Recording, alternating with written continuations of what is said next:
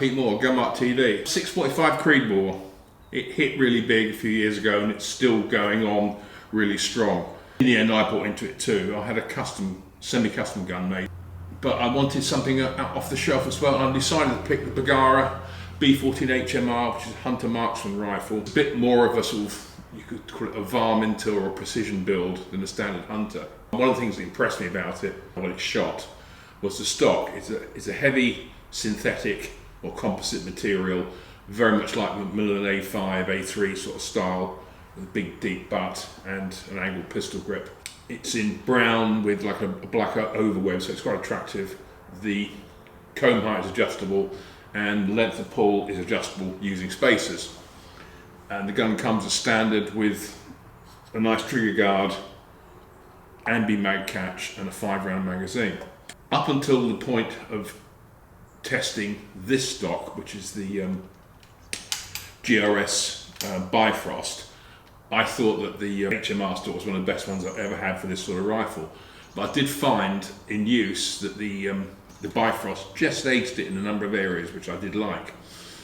So what I've got here is sort of, it's certainly not a custom because it just comes out of the box as it is really, but it's like a hybrid. I've mated this with the GRS stock. Feature-wise, I haven't done a lot to it. I've adjusted the trigger, I'm right down, and it's got a hell of a good great break. It's about £2, maybe just a tad more. Very crisp and very short and easy to use in any shooting position. That's my 6.5 Creedmoor. It's a good cartridge. I don't know why it's become so popular. I mean, I know it shoots well and perhaps the case design is a little bit more efficient than the others, but for years we've had the 260 Remington in the UK, which didn't really do a lot.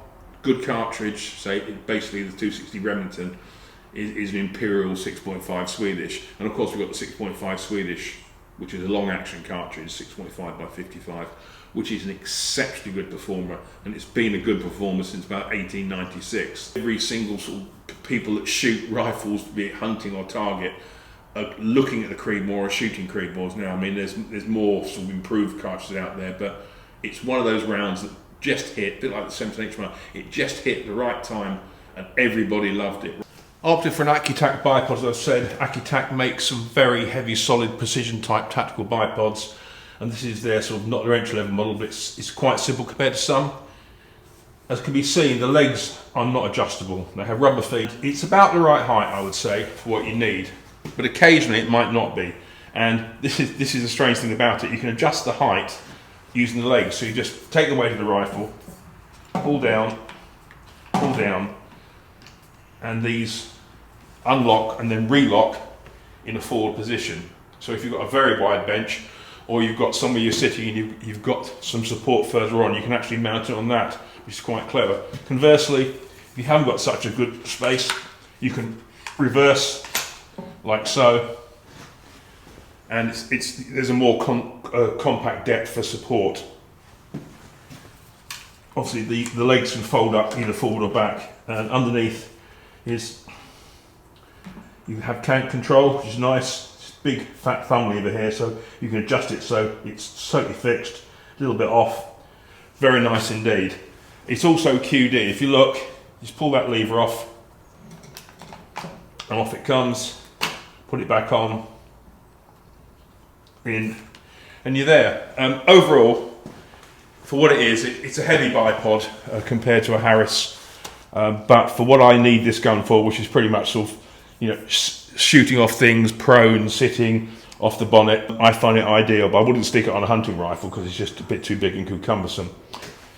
Feed-wise, as standard, the HMR comes with a 5-shot polymer magazine, nice aluminium bottom metal, has an ambidextrous release paddle. Press it, mag comes out. It's a single column type box, very nice. But as it's got the same bottom metal as a Remington 700 and the same footprint, means most things will fit. So this went straight onto this GRS Bifrost stock.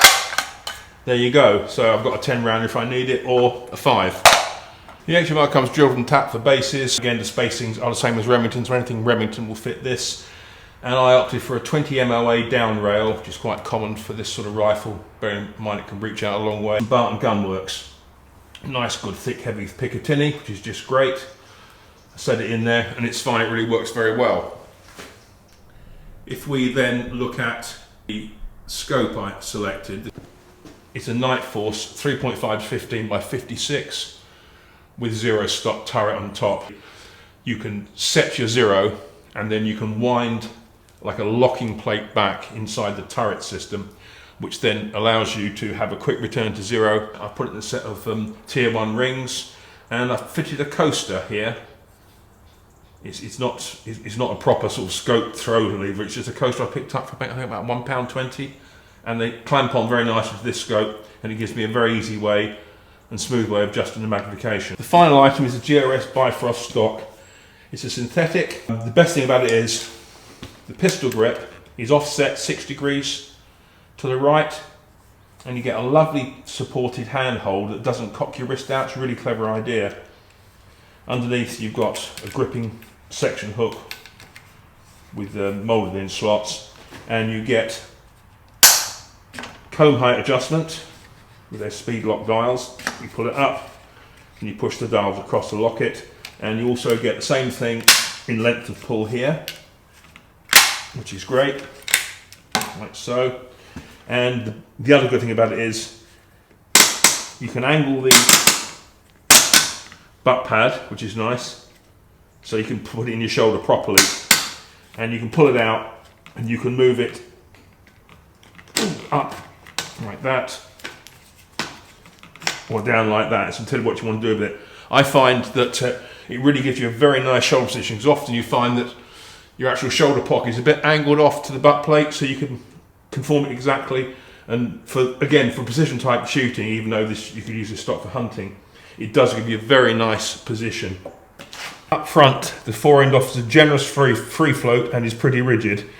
It comes with a couple of short Picatinny sections. One can go on the butt if you want to put on a monopod, or take it off if you want to put a bag rider on there. The other one can be fitted left, right or below. As you see, I've got the other one for below for the bipod. The gun comes with rubber gripping inserts, as you can see here, which are duplicated on the pistol grip.